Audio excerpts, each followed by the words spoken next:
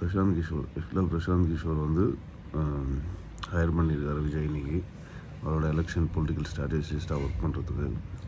இனிமேல் அவர் எப்படி ட்ரெஸ் பண்ணணும், எப்படி ஷேவ் பண்ணணும் எல்லாத்தையும் அவர் தான் சொல்லுவார் போல் இந்த படத்தில் வர மாதிரி.